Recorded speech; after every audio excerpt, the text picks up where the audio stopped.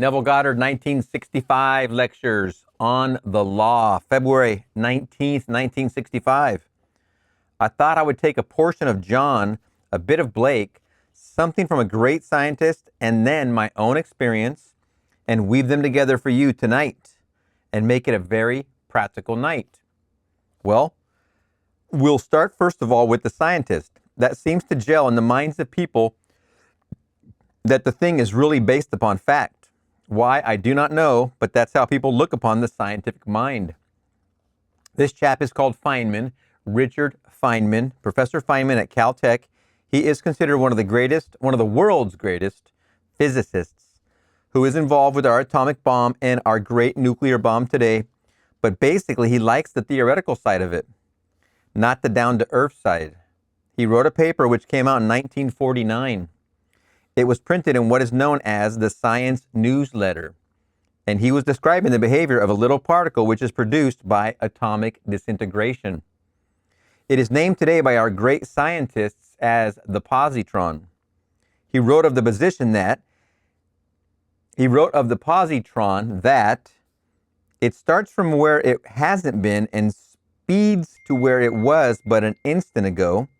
Arriving there, it is bounced so hard, its time sense is reversed, and it returns to where it hasn't been. Now, he said, an electron that is bounced is really deflected but continues on its course, a changed course, but it doesn't turn around. So he calls this little particle the turnaround. He said it has the capacity to meet itself coming back from where it hasn't been. Having observed this, we must now completely alter our concept of the universe, and no longer can we consider the universe and the future of the universe as developing continuously out of the past. We must now see the entire space-time history of the world laid out, and we only become aware of increasing portions of it successively. That the whole thing is done, and you and I only become aware of increasing portions of that which is.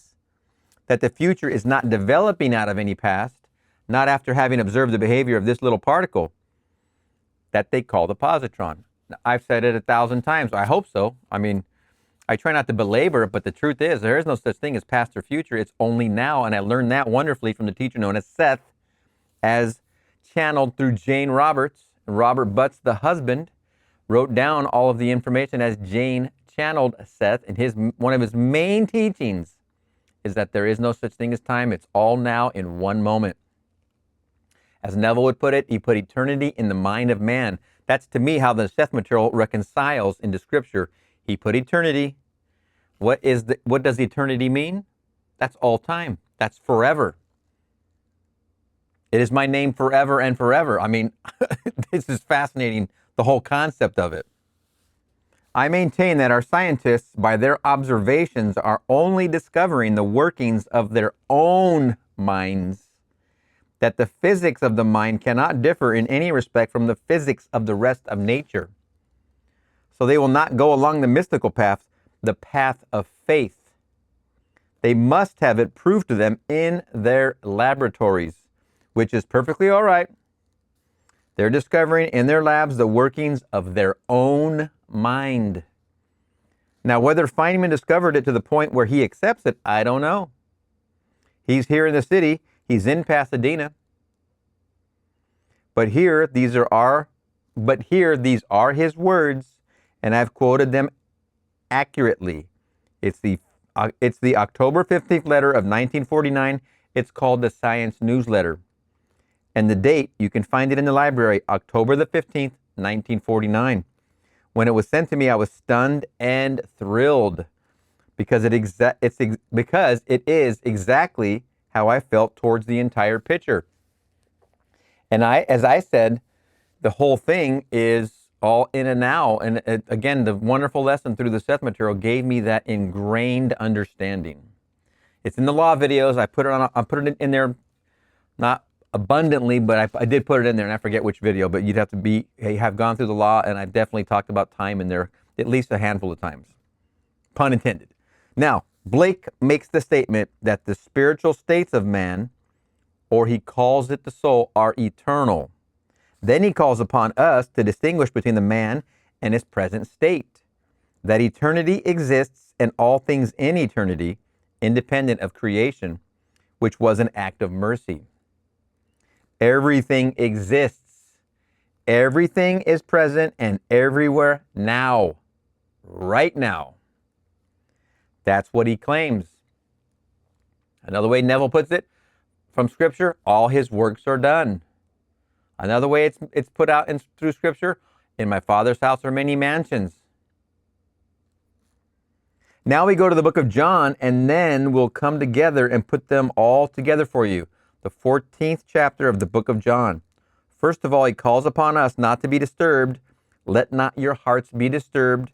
You believe in God, believe also in me. In my Father's house are many rooms. Were it not so, would I have told you, and that I go to prepare a place for you. And when I go and prepare a place for you, I will come again, and I will take you to myself, that where I am, there you will be also. Verses 1 to 3.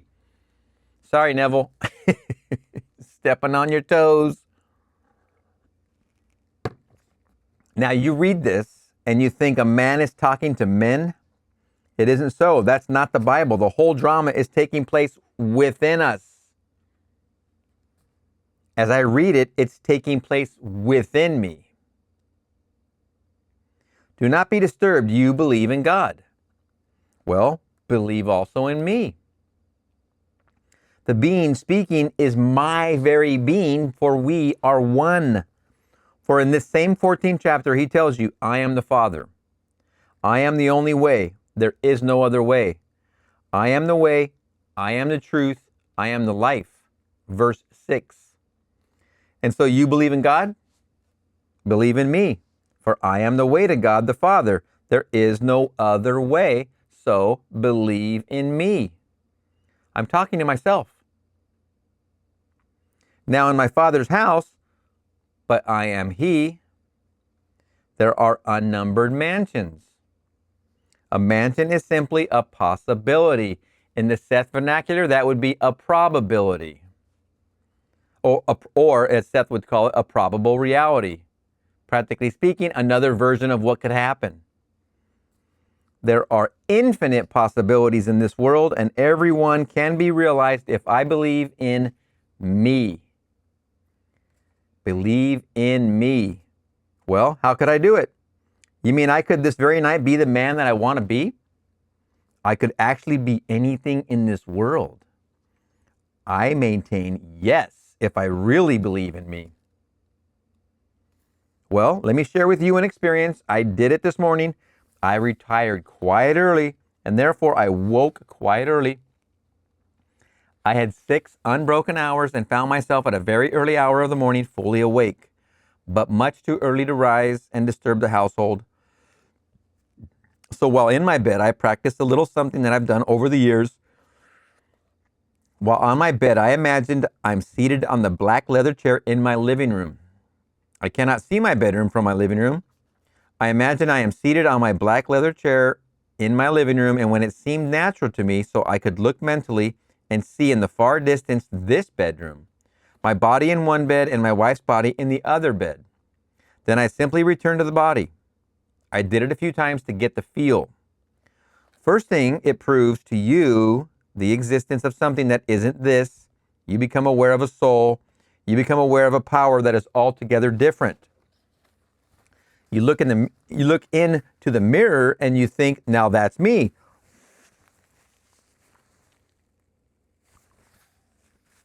This is not it at all. You leave that you think to be yourself on the bed and you withdraw. As you withdraw, you think of what is on the bed.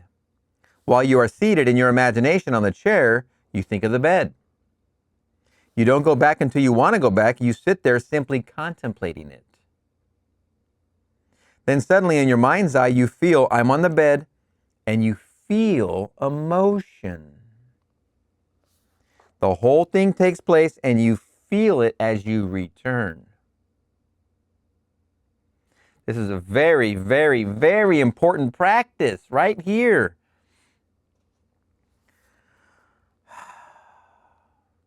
It's as if You know, Neville is he's very practical, and he's it doesn't hold anything back. He's very honest. He tells you for the most part in broadest terms how this works, the law, and of course the promise. But here we're focusing on law in these 3 lectures. This is the third one of 3. Wonderful. But right here, he's giving an instruction that he's been doing this over the years, and it is basically a detection of your own motion from one place to another. While lying in bed, you can do it right now if you're sitting at a chair in your house in one room, and just imagine sitting on a chair in another room and see what you would see where you see seated there. Then after a set amount of time, whatever, imagine yourself back in the other spot and feel that motion. That motion is what's called moving. Remember in Genesis, he moved upon the face of the waters. I believe that's exactly the phrase. Maybe not. Don't hold me to it. It's the movement that's important. All movement happens in the 4th dimension. The 3rd dimension, this is an echo or a shadow of what the actual movement is there. Then this is what I did. Having done the first thing deliberately, I thought, now I'm going to do it deliberately. Now I'm not going to do it deliberately. I'm just going to experiment. I will withdraw from my body, but not say to myself where I will go. I'm not going to go to my chair in the living room. I don't want to go to New York now because I have no plans for New York until the fall of the year. I don't want to go to San Francisco now, not until July. I don't want to go to Barbados. I have no definite plans for that. So I will not put myself in some definite spot. I will simply withdraw in space. So I will withdraw not knowing where I am and think of the body on a bed. And this is what happened to me. Ooh, juicy. If you're eating popcorn right now, this is a good time to dig in. As I withdrew and became perfectly still, thinking of the body in my bedroom on the bed, suddenly I find myself in a room. And the room is sealed. No door, no windows. There's no entrance or exit to that room, but I'm on the inside. Beautiful room, lovely colors, and people very friendly. So I went back to the bed, tried it again, not knowing where the next one would be. I withdrew, and when I opened my eyes, I'm in a room, and here are the most angry crowd of men. All of the Oriental persuasion, and they meant no good to the speaker. But I knew how I came into that room, and I knew I am completely free to leave it at will. They didn't know that. I knew it. So I came into the room, and here I am thinking of the bed and the body. And as they began more and more, as they almost got together in a plot of real violence, I simply imagined myself on the bed, and I'm back on the bed. So I entered that interior through a surface that had no opening, just as a sperm enters an egg. And it has no opening, either before or after the sperm has fertilized the egg. The being that entered that room was the power, the creative power of God. The sperm of God. And I am it. You are it. Your imagination is it. That's the immortal you that cannot die. I know now, having done it several times last night, I fertilized quite a few states. Some were pleasant and some unpleasant. I have to reap them. I was experimenting. I must be willing to let those now come into being. For everything that I entered in that manner, for there are infinite possibilities in the world, infinite. And when I either wittingly or unwittingly enter, I fertilize it. Then it grows in my world as my harvest. I do not always recognize my harvest, but there is my harvest. It couldn't come were it not that I, at some moment in time, either knowingly or unknowingly fertilized it. That creative power in man is man's own wonderful human imagination. And Seth taught this very slyly in the books known as, I think they're the deleted sessions or the private sessions. There's 2 sets of books, 8 or 9 books that aren't the Seth books. They're the private sessions and deleted sessions. I think that's the names of them. I'll clear that up later. But one of those sets, I think it's the deleted, Seth teaches wonderfully how we make our dream environment and how dreams work. Basically, because you're so creative, because you are him, it all reconciles. That's why I'm bringing this up right now. You create a dream environment to then have a dream in. And then when you're done with your experience in that dream, because you're coming back and bringing your consciousness back to here where you're dreaming, of course, this seems like the dream. But since you're going to travel back here, you change your consciousness focus to this body on the bed like Neville just described, and that world that you created to dream in continues. Even though you're not consciously focused on it, it continues. You created a world to dream in, and that dream doesn't end because you leave it.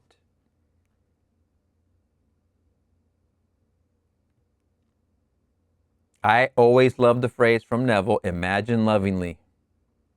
It's very wise. And he even says, do it wisely, which is a very popular phrase of Neville's as well. But you want to keep these because your dreams are going to become a reflection of you and your thinking. So you want to always be on a lovingly level with Neville. So you could this night take this series, just as Feynman said, think of the entire space-time history of the world as laid out, and we only become aware of increasing portions of it successively. I have the capacity to meet myself coming back from where I haven't been. Well, physically, I certainly had not been in these rooms, but I have been in these rooms, and they were sealed as an egg is sealed. There's no opening on the outside at all, so the sperm easily passes through the surface of an egg. Although on the outside of the egg, there's no opening, either before or after fertilization. Well, these are the eggs. Infinite number of possibilities in the world. And God's creative power, which is human imagination, penetrates them and they come into being. The only one who penetrates them stands and witnesses the harvest. But he doesn't recognize it because he does not remember ever having been there physically.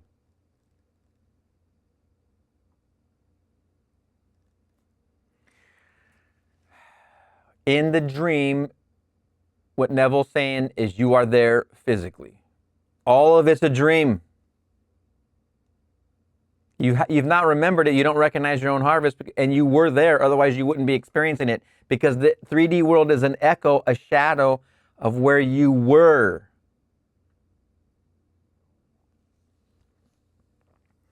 Now he's gonna conflict with what I just said, but I believe what I just said to be the reason movement happens in the fourth dimension because you are there.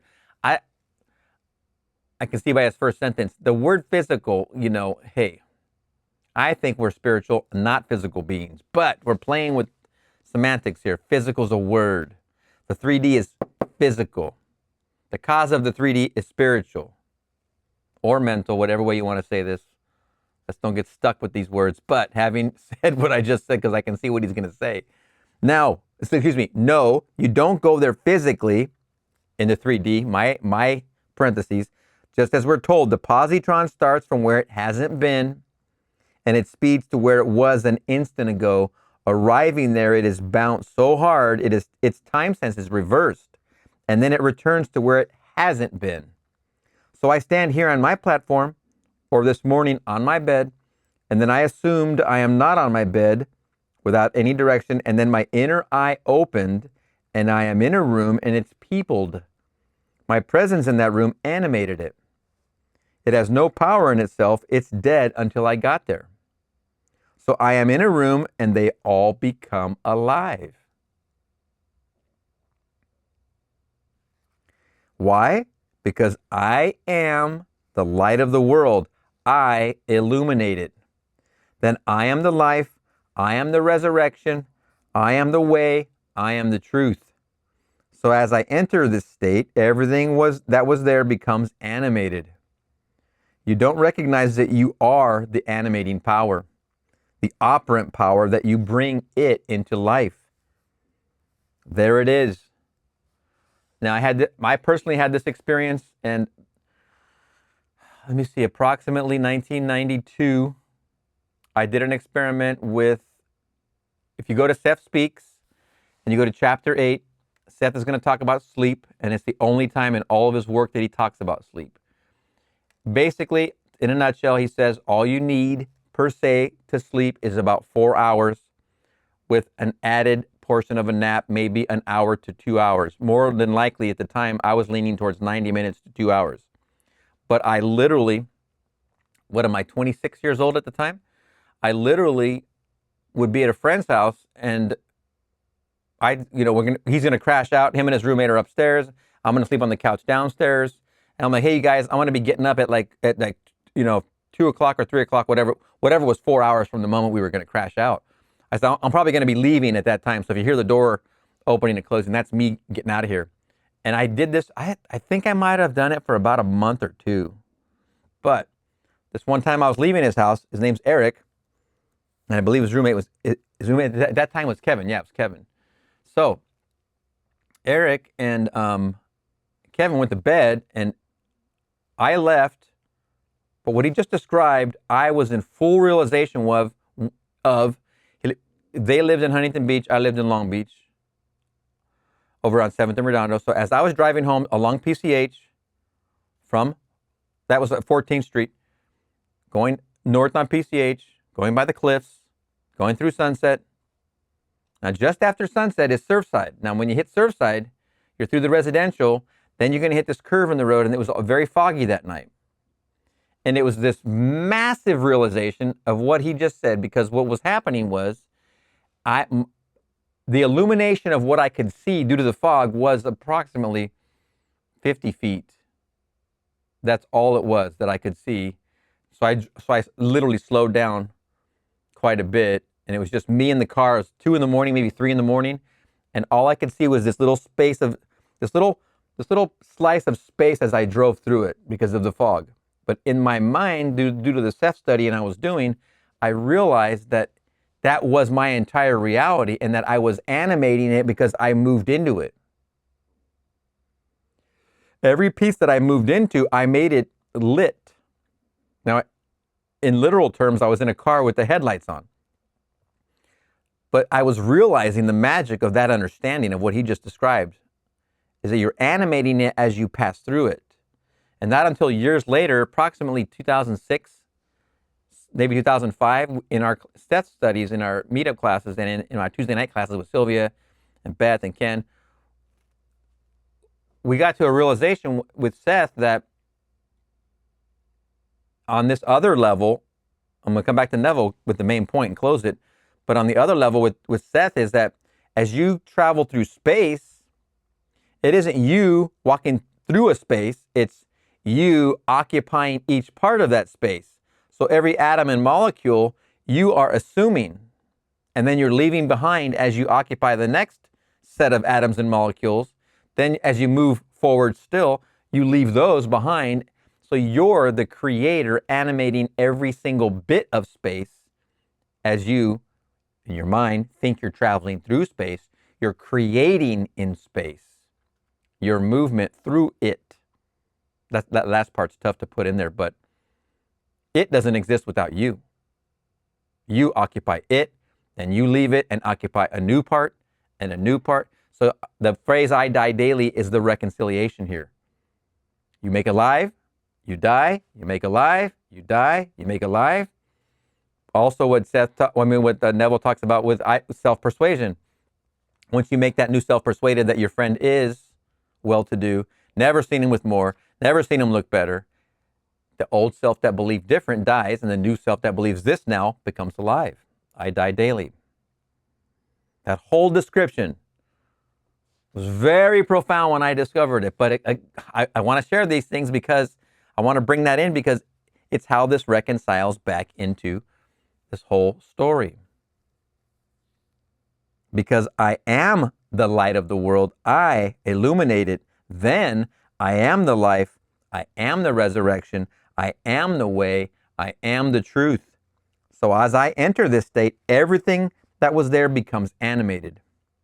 You don't recognize that you are the animating power, the operant power, that you bring it into life. There it is. Now, when I saw this angry crowd moving towards me, I decided to depart by simply remembering where the body was. And then I imagined myself on my bed, and then I opened my eyes. I'm back on the bed. So did I not start from where I had not been physically? And did I not speed to where I was physically? And arriving there, I was bounced so hard, my time sense was reversed. And then I start moving across a series of events which are going to take me to the harvest of that state. So this is the picture, how to bring things into being. So tonight, trust me, I have done it. We who sit here this night as we go into the silence and then don't sit on the chair where you are, withdraw from it. Remember, we're going to do that tonight, all right? Today. And put yourself deliberately now, not in some nebulous manner, deliberately withdraw into another state. And then while in that state, whether your inner eye opens or not, you're in another state. And you're seeing exactly what you want to see. Everything as it ought to be. And everything as it ought to be seen. And feel the thrill of it. And then return to the place on this chair and you fertilized it. Now, every egg has its own appointed time. Every egg in this world, that was a vision of yours. And so as you're told in Scripture, the vision has its own appointed hour. It ripens, it will flower. If it is to be late, wait, for it is sure and it will not be late. Habakkuk 2:3. If it seems to you to be late, wait, but every egg has its own appointed hour. And we fertilize every state in this world in the same manner. You are the operant power. You are the creative power of God. You are the sperm of God. And you go into these states, and for one moment you occupy them. As you occupy them, you fertilize them, and then you return to that body. Now, Blake makes this statement, or the statement, man has no body distinct from his soul. That called body is a portion of the soul discerned by the five senses, the chief inlets of the soul in this age. I have something to add here, but I'll wait till he finishes this. So here we impose this limitation upon ourselves for a purpose. And we will use it in this manner. I can put it down and withdraw for the purpose of impregnation. So I put it on a chair, put it on a bed, put it any place, and pull away from it. And then occupy another state. And then as Feynman tells me, I hurry back to it. Start from where I haven't been physically to where I was an instant ago physically, and then I'm bounced by the blow. I'm not deflected to go beyond it. I am turned around, and then I move back to where I have been in my imagination. So we're told in the 14th of John, in my Father's house, there are many rooms, infinite rooms. Were it not so, would I have told you that I go and prepare a place for you? And when I go and prepare a place for you, I will come again and receive you unto myself, that where I am, there you shall be also. Verse 2. I'm talking to myself. So I put this thing down on a chair or leave it on the bed, this thing, and I go and prepare a place for you. And so I withdraw from it and feel myself to be what at that moment reason denies. My senses deny it. And having felt it, I then return. And then take it with me to where I have been in my imagination. So I go to prepare a place for you, that where I am, there ye shall be also. And then I take it with me right across a series of events, some wonderful bridge of incidents, right into the place where I am in consciousness. I am wealthy. I am healthy. I am in love. I am free. That's where you are in your consciousness. Here in this audience tonight, two gentlemen, one told me just a little while ago, Thursday, and the other wrote me. I have the letter of the one at home, and I have the memory of the words of the one who just told me his story. I was about to read history. It's the same thing. Okay. So here's the story in the letter, or that he just told him, excuse me. So when I heard you 2 years ago, I had nothing, but literally nothing.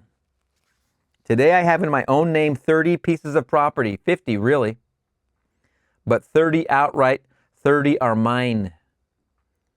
Well, I own 50 pieces of property and I had nothing, literally, when I first heard you 2 years ago. Oh man, I believed you and I applied it. I remember this story and it's a wonderful story. I read it out of the Law and the Promise testimonial. The other gentleman in his letter said there is a family problem that can only be resolved in court. You can't resolve it outside. And we were told by the court, because of a solid calendar and because of many other reasons, it could not be brought to trial to be resolved until the end of the year. And it's an urgent problem. I am part of that family and I wanted it solved immediately. So I denied the facts of a crowded calendar. I denied the words of my lawyer.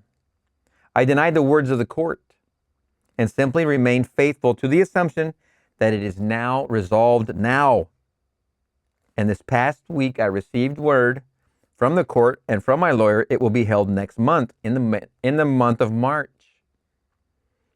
I know it's completely resolved as I want it. But it can only be resolved in the court. It can't be resolved out of court. They wanted me to wait until the end of the year, and it's too urgent.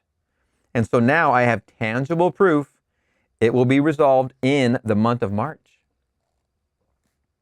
So I say to everyone, it's done in the same way. Your own wonderful human imagination is not a state, and that is your existent self. Excuse me. Let me repeat the sentence. Your own wonderful human imagination is not a state. That is your existence itself. The soul of man, the immortal man, is your own wonderful human imagination. It cannot go to eternal death in that body which cannot die. How can it? It's forever. It's passing through all these things, and you and I don't try to become a holy person.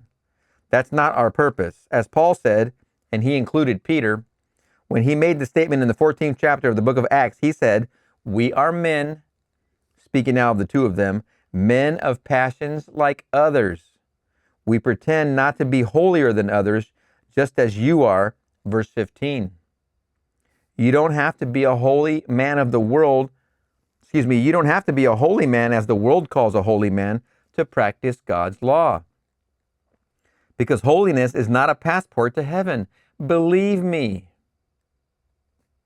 All you need to do is believe in your own wonderful human imagination. That's God. That is the being spoken of in Scripture as God. And God's creative power spoken of in Scripture as Jesus Christ is your own wonderful human imagination. When it is in action, God only acts and is in existing beings or men. So let us to him who only is, who is among us in our own wonderful imagination. Let us give to him the decision. Blake, marriage of heaven and hell. So tonight, when you go home, if you can't do it here, when you go home, do it. He's talking about in the silence that's coming up. Just simply withdraw from your body. You can easily do it.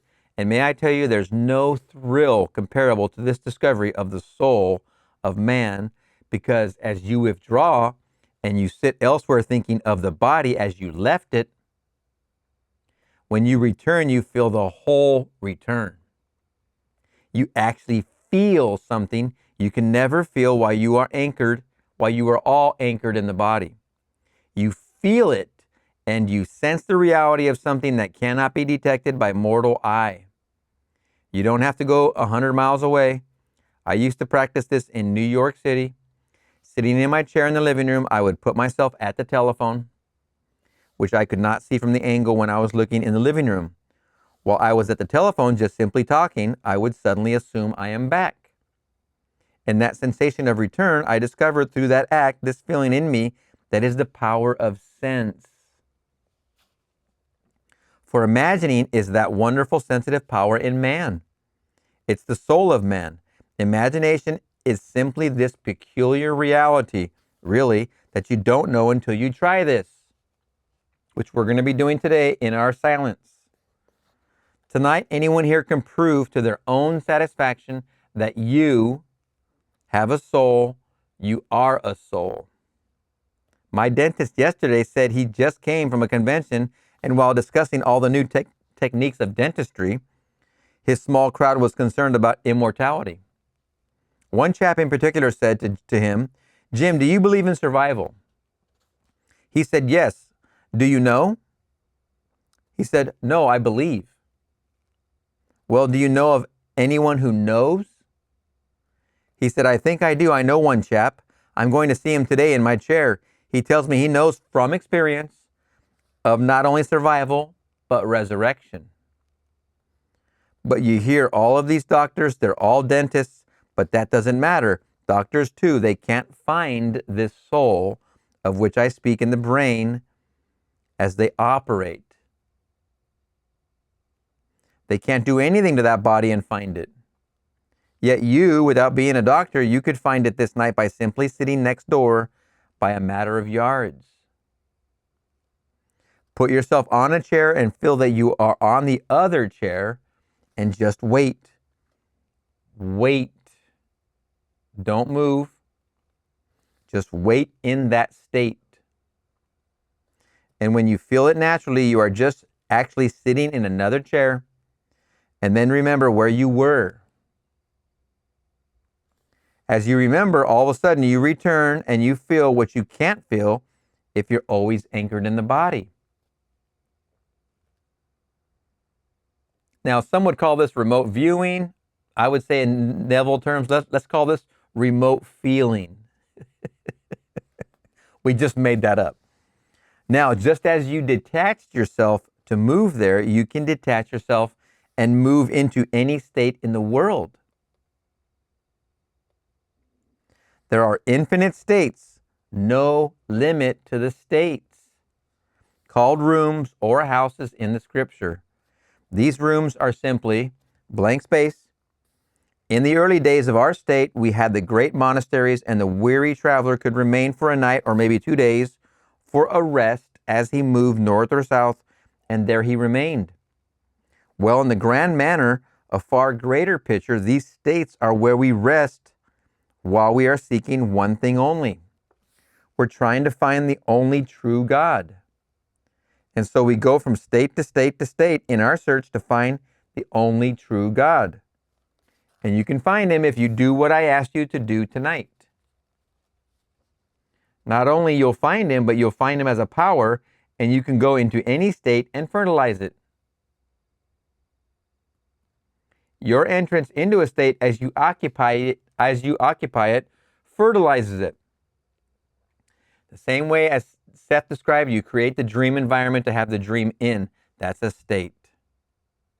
You're fertilizing it by the desire to be in that state to fulfill a desire. Whatever the experience is in the dream, it's a state still. It reconciles perfectly.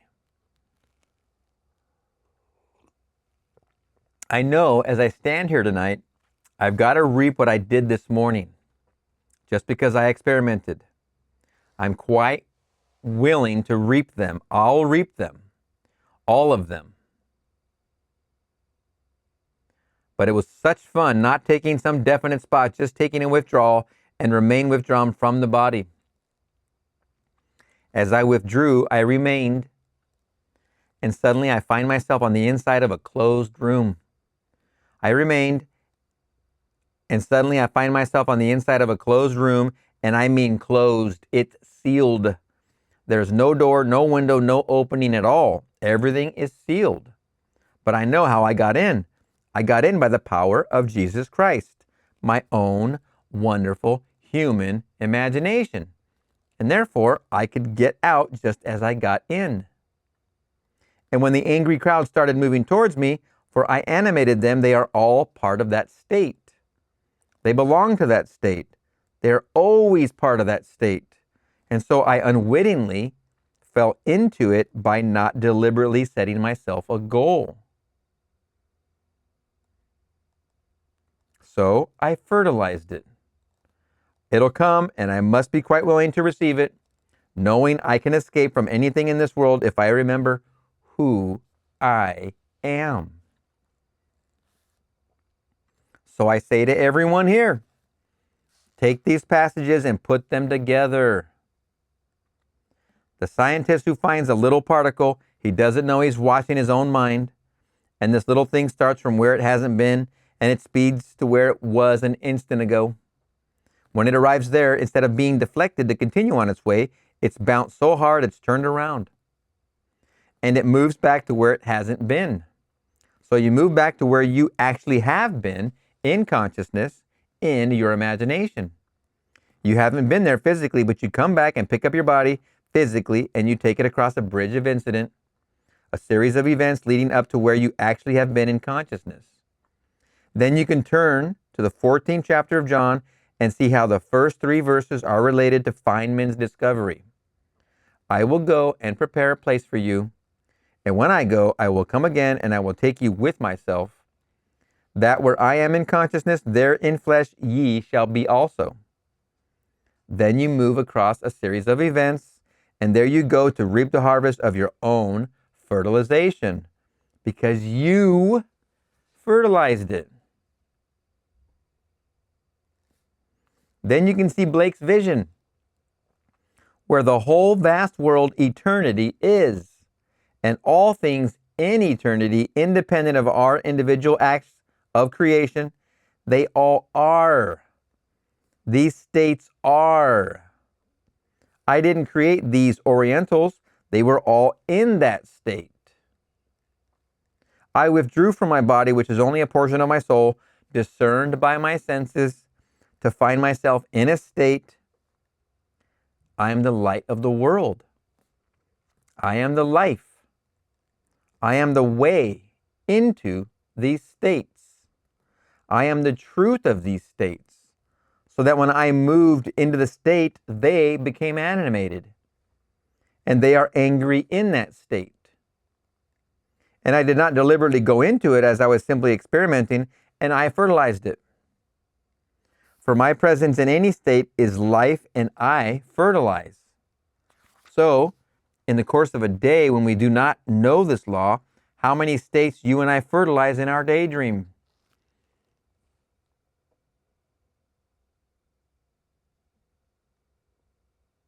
Just remember how simply, effortlessly, and habitually you do this already, unwittingly. As children, feeling sorry for ourselves, so mothers simply punished us because we did something that we should not have done. And so knowing this law, we go in the backyard mentally and eat worms. So when we go into the world, we reap the worms because we forget that in these states we are fertilizing them. For our imagination is the creative power of the universe. It is Christ Jesus. It is the creative power of God. As told us in Scripture, 1 Corinthians 1:24. This whole thing he says about eating the worms is believing in poverty.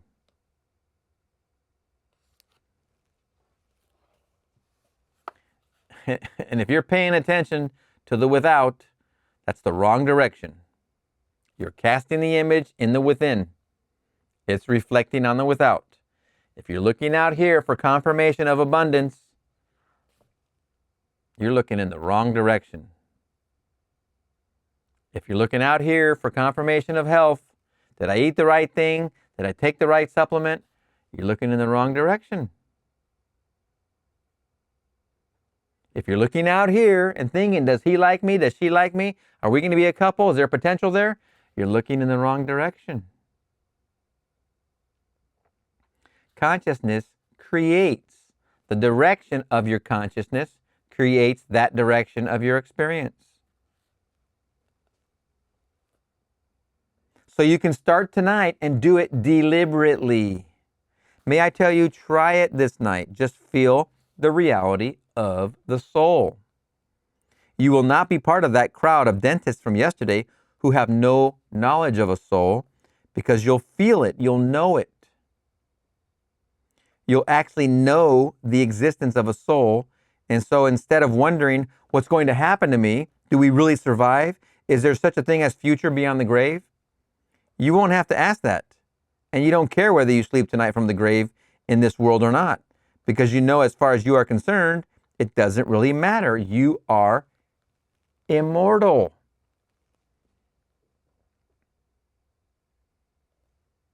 He's prepared the way for his creative power to return to him. And that way that he prepared is revealed to us in Scripture as the life Jesus Christ. His birth, his discovery of the fatherhood of God, his wonderful story of the serpent. And you will discover this much, that it's on 3 different levels. I've been giving you the middle level tonight. You read the story on the first level, which is called the first deck of the ark. It's literally true, like a story that you will read over. That's the first deck. The second is what we have been discussing, the psychological motion to fertilize these states. And the top story, which is the spiritual story, is identical with the first, only it's personal. It's very personal. Everything said there and thought of another you experience.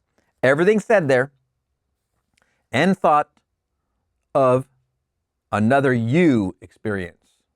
So when he threw the rod down and it turned into a fiery serpent, you realize that throwing the rod down is that you are that very one. Your spinal cord is that rod thrown down. And you turn into this fiery serpent and up you go. So everything said in Scripture on the third level is a personal level. And you experience the whole thing personally. On the lowest level, you read it as history, something that took place thousands of years ago. That's how you read it. On the second level, which we discussed tonight, you can do it to fertilize states and change your world. Change everything in your world to conform to your heart's desire. Like the chap who would not take the statement, the calendar is so crowded, you can't possibly get the case in until the end of the year. Wouldn't accept it. He denied the facts, fertilized the immediate present, and the court calls, the lawyer calls, it's resolved in the month of March. The other chap had nothing. Now he has 30 parcels in his own name and 50 all told, and he had nothing when he heard this story. He fertilized all these states. That's the second level. I believe that's the story of the guy who literally with, I think, his last $50, he was between, I think, paying rent and attending Neville's lectures. And at the time, I believe there was a donation for him, something to this effect. And so he chose to attend the lectures with his wife and I think his kid or 2 kids. Then he went away, and for 2 years he practiced. At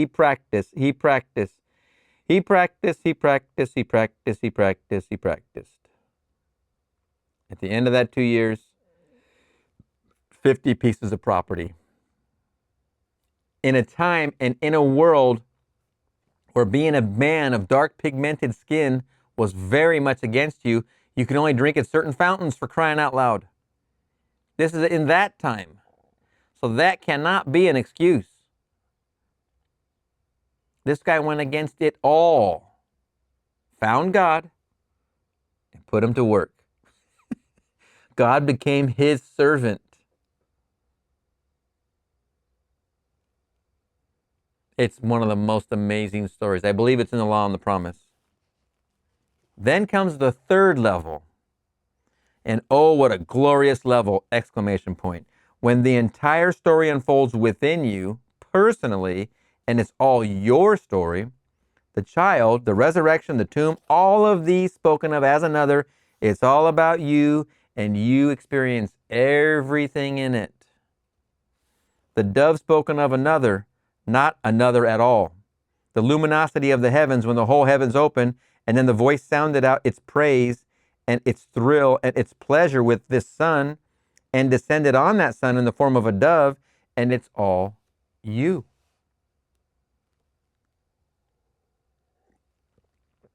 Everything spoken of another that took place thousands of years ago, you experience. That's the third level. Then you wait for the inevitable removal of this which you crystallized for a purpose. You assumed this limit of contraction called this body. And when you take it off, it resolves itself.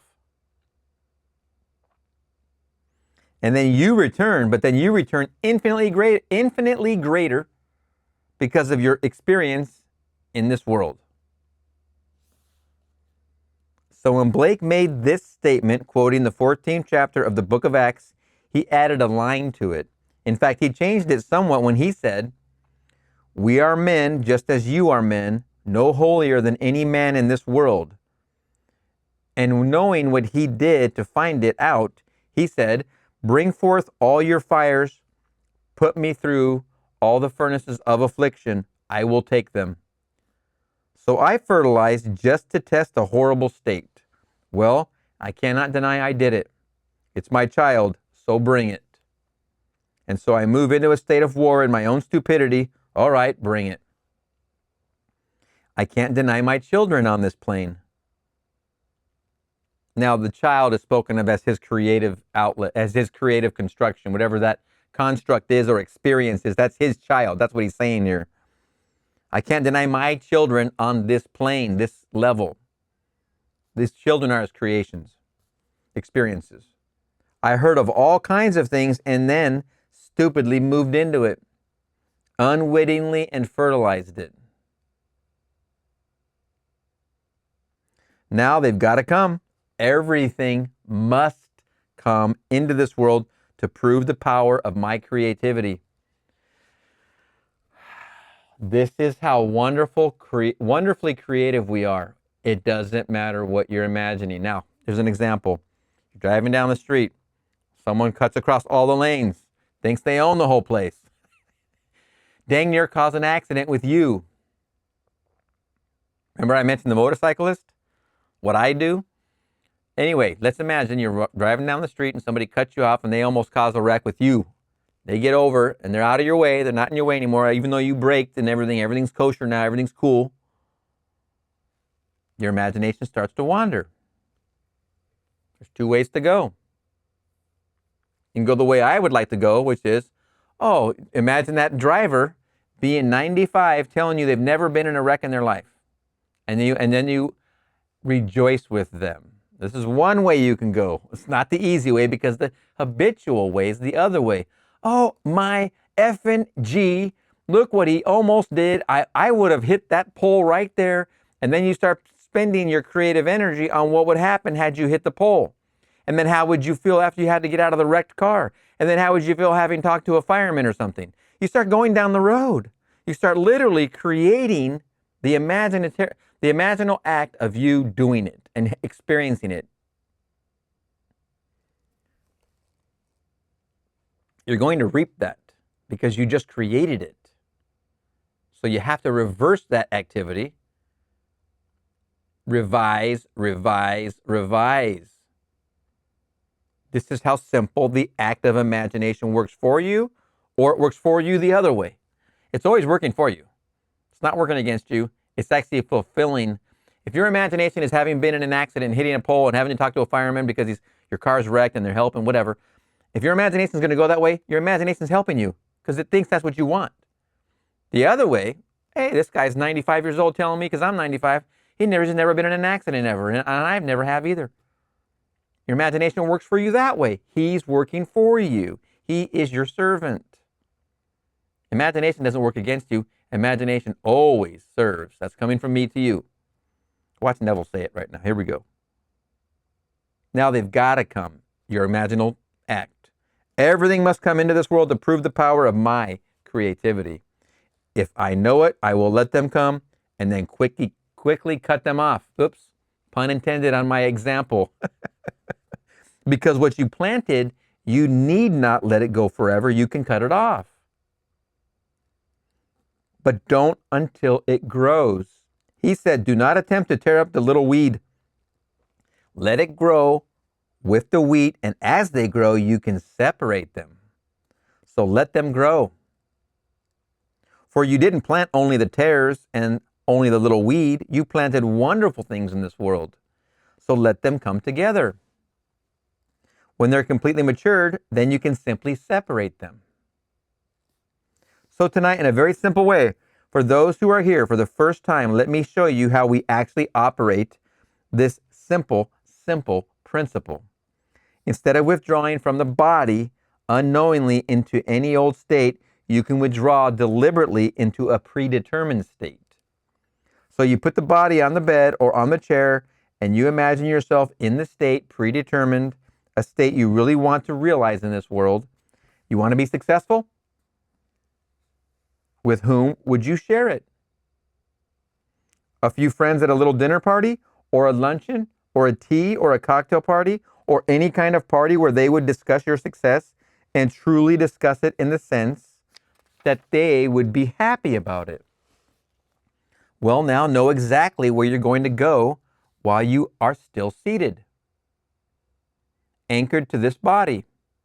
And then let the body relax and get into that area in your mind's eye where your friends are present and you're all discussing your success. And it all seems natural. You are accepting their praise, accepting their congratulations, and it seems very, very natural with all of the sensory tones of reality. Then return to the body and follow Feynman's concept. It starts from where it hasn't been and it speeds to where it was an instant ago. As it arrives there, it is bounced so hard it's turned around, its time sense is turned around, and now it returns to where it hasn't been. See it? It starts in time from where it hasn't yet realized the state and moves back to where physically it was only an instant ago, and then it's bounced and turned around, and it moves now across this bridge of incident, leading up to the fulfillment of that state in consciousness where you were, where all these friends were gathered together to congratulate you on your good fortune. And that's how it works. Boy, oh boy, that's the simple instruction he was giving to the newcomer at the meeting. Wow. I got to write a note down after, because that is another grand one. So you can take Feynman, the 14th of John, my experience of this morning, and my friend Blake, and put them all together and see they're all talking about the same thing. Now, why would he call him my friend Blake?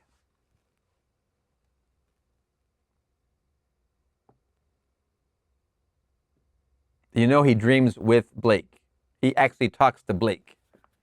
It's a very fascinating thing. Only I would have everyone here do it deliberately and not unknowingly, so that you would only fertilize lovely areas. But this morning I did it just for fun because I really don't care. If I know that I'm bringing all these things, if I know that I'm bringing all things into the world, it doesn't really matter. I don't judge anyone, really, because he is not the state. He simply fertilized at some point in time, and therefore forgive him because he did it unknowingly. Or he would not have brought it into the world. So you can forgive everyone in this world for what he's harvesting, because he had to harvest his own fertilized field, and he didn't know he was doing it. So Blake said, always discriminate between the state of the man and the man. And he identifies the man with imagination. He said man is all imagination. And the God is man and exists in us and we in him. The eternal body of man is the imagination. And that is God himself. So you can forgive a man for his state. For he certainly planted it or he fertilized it. It was always there but not fertilized. And could only be fertilized if the soul entered it. And the soul and human and the soul and human imagination are one. So we can start tonight, in spite of what is coming into our world, and duplicate the success of the two gentlemen that I spoke of tonight. There will be eventually 100% success. I'm not saying that you're not going to harvest the unlovely things that you did in the past. You'll harvest them. But then know that you did them and forget it. Don't blame yourself. Don't feel sorry for yourself. Because it's feeling sorry for yourself in the past that caused you to fertilize that state. So we all know as children, if we were criticized and we thought it was not just criticism, we felt very sorry ourselves and wanted to hurt those who loved us most by our own self-pity. In that act of self-pity, you were fertilizing. You didn't know it because we certainly were not in the body. We were completely gone, were we not? So that's how we do it. But above all things, you can discover the reality of the soul, that which cannot die. So when Blake said, when I first and once did descry the immortal man that cannot die, and what a thrill, what a joy it is to discover that self of selves that cannot die. It doesn't really matter. You don't want to leave your friends. You have obligations to life. You have wives and husbands and children, all kinds of things in this world, and you feel that your presence is necessary.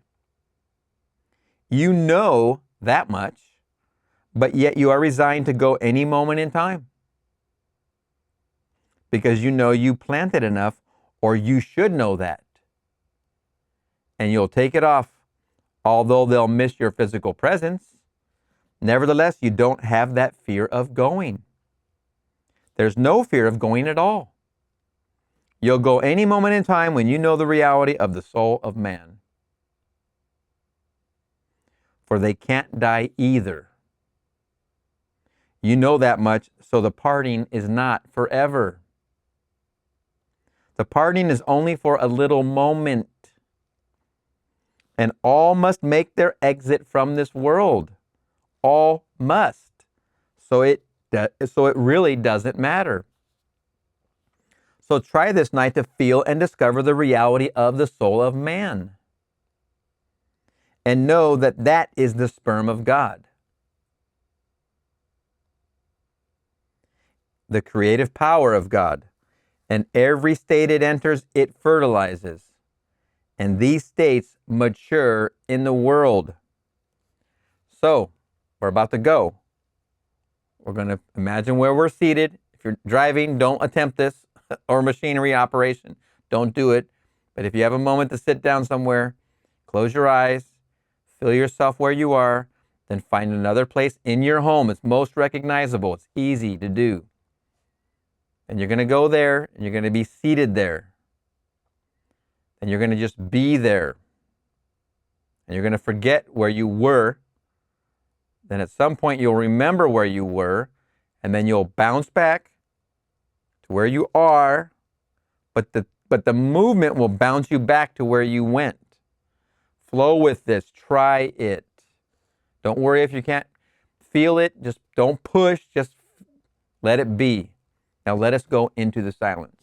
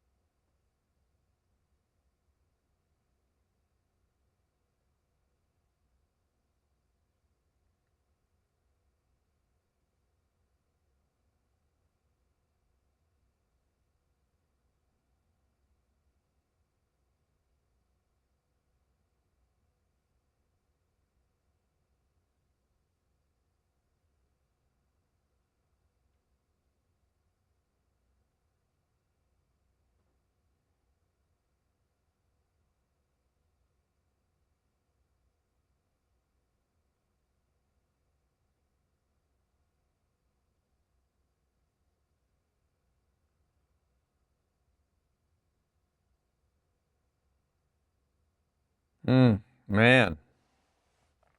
Wow. Oh man, that's wonderful. Congratulations. Ooh, boy.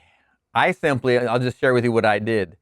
I simply went into my house, the living room, sat on the couch, played with my dog, got up, went to the bathroom, went by the kitchen. I moved around a bit. Then I sensed where I was because I was there in the present. I sensed where I was here. So I went there in the now. Then I deliberately tried to bounce back to the now there, which would be another here. I came back here, then I went to the here, which is there. And I walked around for another second, and then I came back. But there was about 4 or 5 solid flashes where I really was there. And I felt there. I completely felt there. But since we're doing this together in this situation, I was very conscious of being here. So I would come back, and then I would take myself back there again. So I think I went back and forth 4 or 5 times. But I really felt there in those. They were brief. They were very, very brief. But I felt there fully.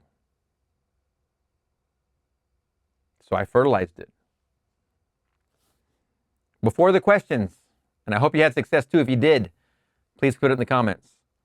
Before the questions, may I remind you this is easy. Don't let anyone tell you it is difficult. Let no one tell you that you must be a holy person to do it. Let no one. It's very easy. Without even bringing anyone into your mind's eye, an individual, just reminisce. Sitting physically one place and standing at your window, it could be the same room mentally and looking out on a scene. Then feel the joy and the thrill of your accomplishments as though they were facts. And then snap back to the body, excuse me, that is only a foot or so away in the same room. In that very moment, you fertilize the state. That's it. Super easy. Super easy. Because everything is everywhere and now, right here. Don't have to rush off to do it at all, just right here.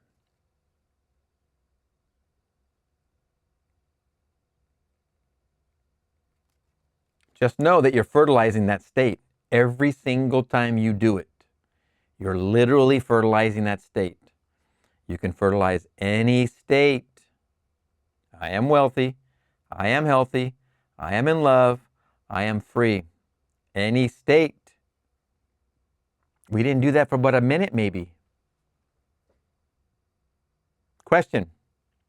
Couldn't you, through revision, change the scene that was unpleasant this morning? Yes, I could. But do you know, I'm curious, I know I sired that state.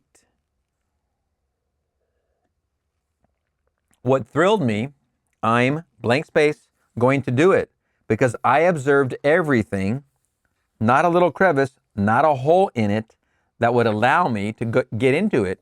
So not a thing could keep me out and not a thing could keep me in. I'm glad I did it. I told you one unlovely state, but many were perfectly lovely. I did it just to experiment. It was lots of fun, but they could be revised and addle the egg. Question. What if something happened to the body while you were away? It won't. Not a thing will happen to the body, sir. Not a thing. I know there are many books and many teachers who will tell you if you are out, someone could take possession of it. Don't you believe it. No one is going to take possession of that body at all. You can have some very strange experiences outside of the body, which can be costly. In my own case, it was painful and costly, but I'm glad it happened. And besides, I learned a lesson. Well, what about fire? Oh no, it wouldn't. Doesn't take long, just a matter of seconds. Just a matter of seconds. It doesn't take more than a matter of seconds to detach and feel the state and to seal it. I definitely did 3 or 4 transports just now. And they were very brief. No one state I entered this morning, if you time it, would be not more than 10 to 15 seconds. It was all real, just like this. And then I went back to the body, went to another state. So you aren't gone, really. It's fun, may I tell you.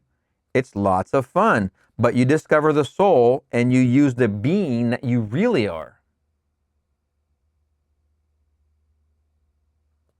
Some things you go a little far and you might, well, in my own case, where I was, I don't know, some fabulous distance, but I came back towards the body like a meteor falling. I felt in that descent, it was so rapid and from such an enormous distance that I would break my neck in the descent. And so I did this as you would dive in blank space, not the body on the pool, blank space, and I heard a click. After I told my wife at breakfast what I'd experienced that morning, and then as the day progressed, it got stiffer and stiffer and stiffer. And that night, the pain was excruciating. So she insisted that I go to the hospital for an x-ray. So they x-rayed me, not a thing they could find. But they knew from my face I was in great pain. And they tried to put me in traction, but they had no room available. So I couldn't remain in the hospital because there was no room. Went back home, and the next day it eased a little bit, and the next day a little bit better. Then it returned after 3 days to a norm. But that experience cost me $125. The x-rays were $25.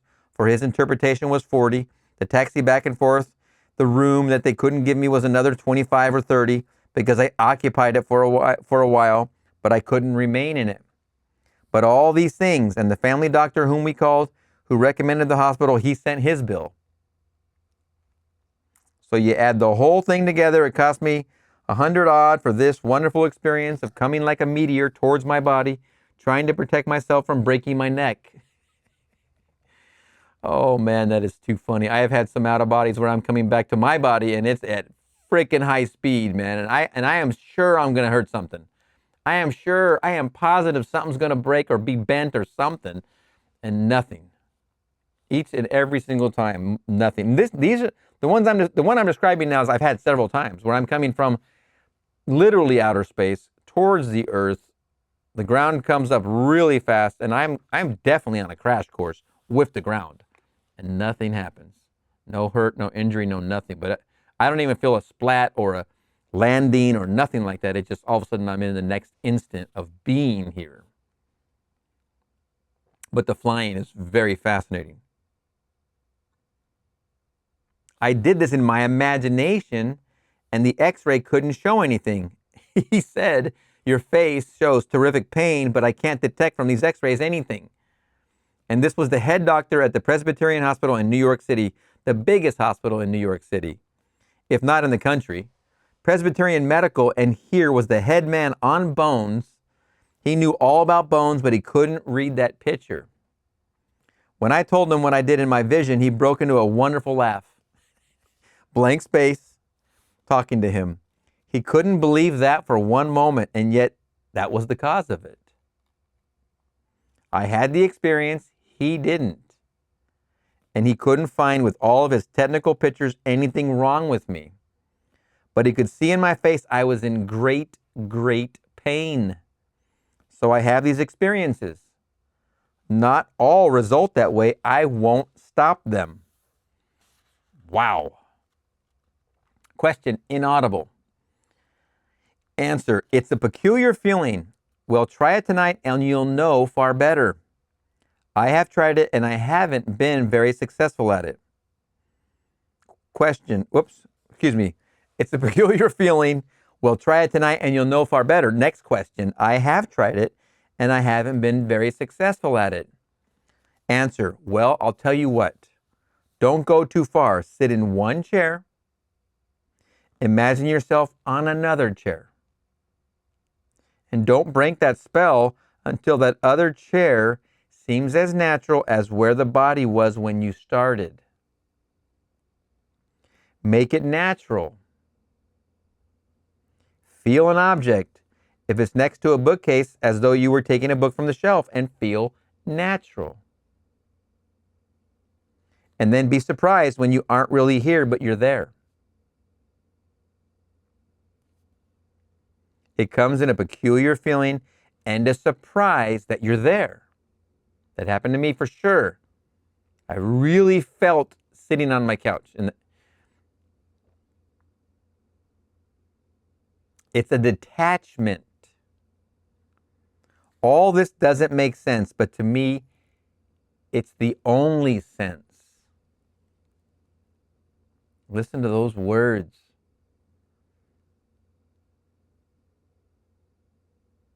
It comes in a peculiar feeling and a surprise that you're there.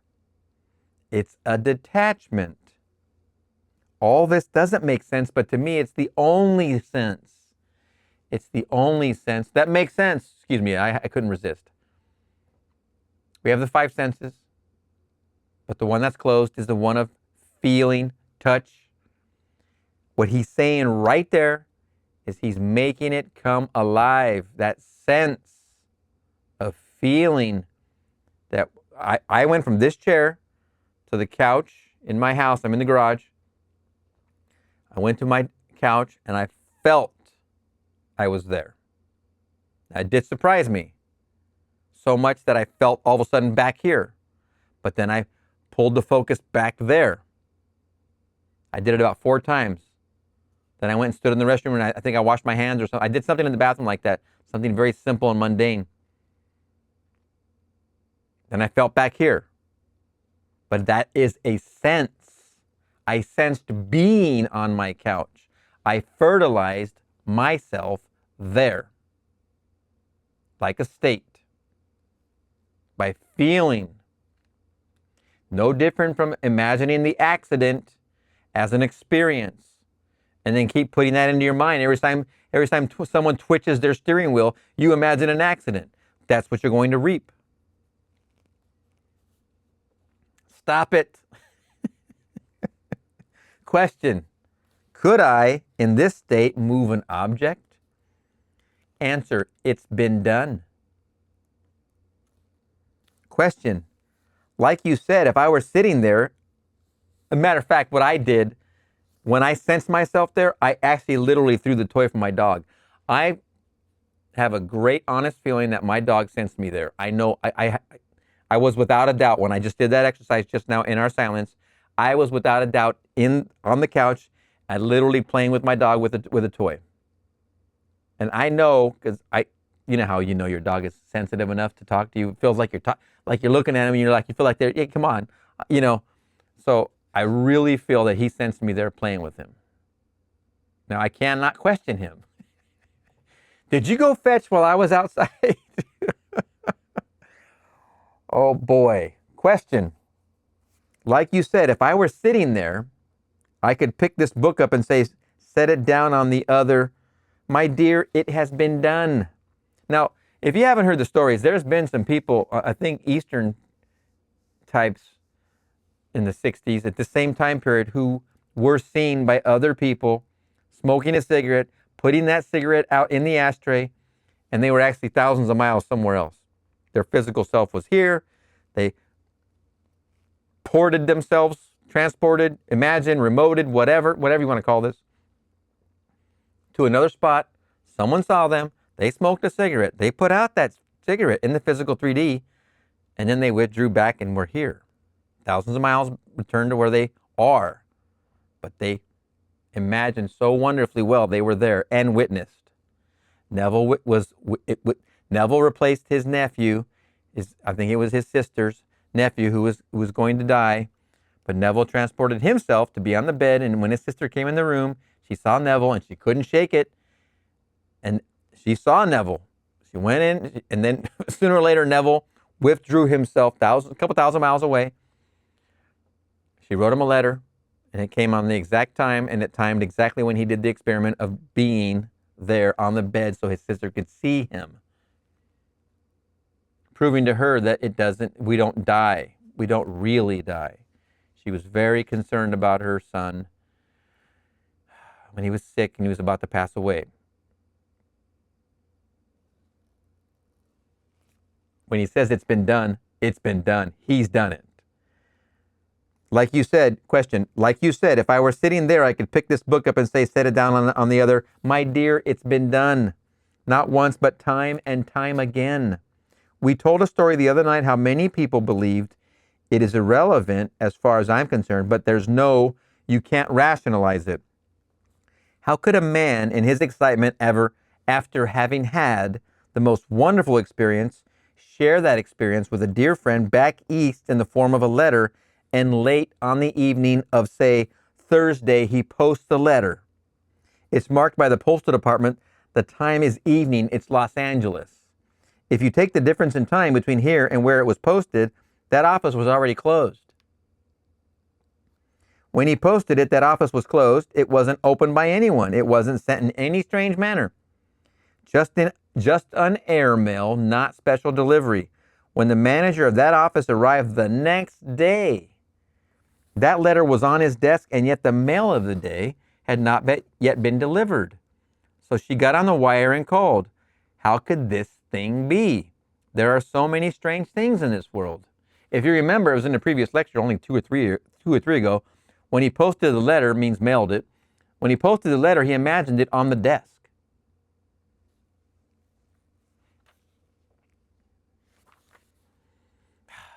So wonderful. Question, Neville. If I should be so successful as to take this little soul journey, is it possible that you're making him dead to realize that, blank space, you were not ever in the body?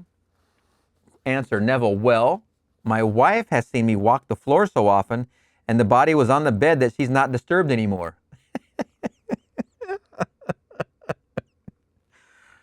Oh, man, that's wonderful. My wife has seen me walk the floor so often, and the body was on the bed that she's not disturbed anymore. So often she's seen what she should be on the bed walking around, and she looks, and there he is.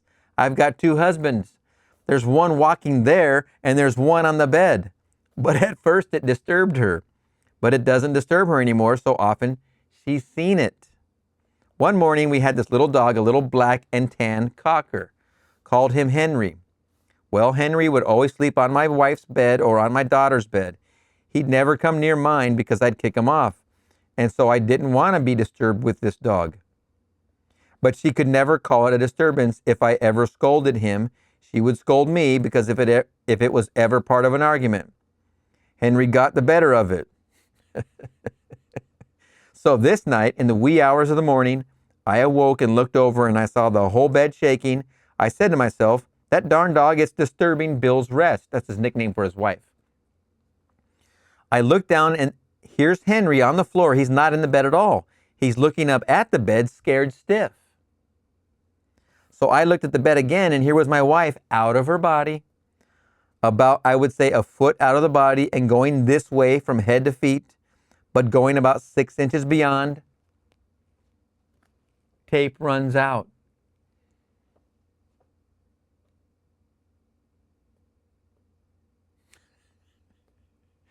I do not know if our previous dog Guinness saw me out of body traveling. I do not know if my current dog Ziggy has seen me out of body.